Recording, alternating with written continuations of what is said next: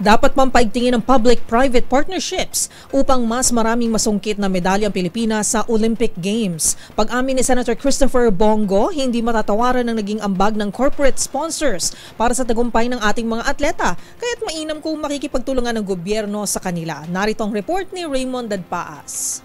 Mas marami pang medalya ang makakamit ng Pilipinas sa Olympics kung lalo pang paigtingin ng gobyerno at pribadong sektor ang pagtutulungan para sa ating mga atleta.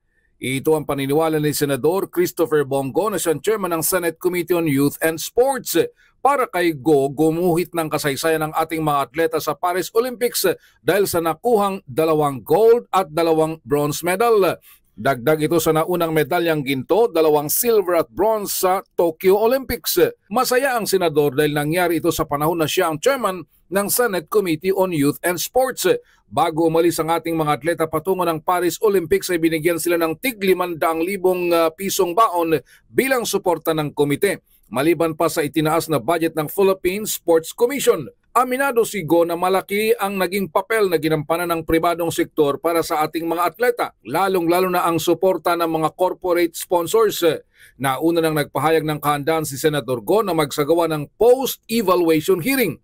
Ito ay sa kabila ng makasaysayang 2 gold medals ni Carlos Yulo. Mahalaga din na malaman kung ano pa ang mga pagkukulang na dapat ma-improve para sa paghahanda sa 2028 LA Olympics.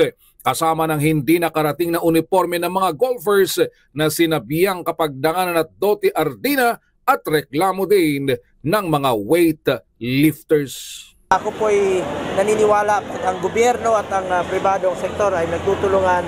Malayo po ating mararating. Proud po ako. Meron tayong 4 na medalya ngayon, 2 golds, 2 bronze.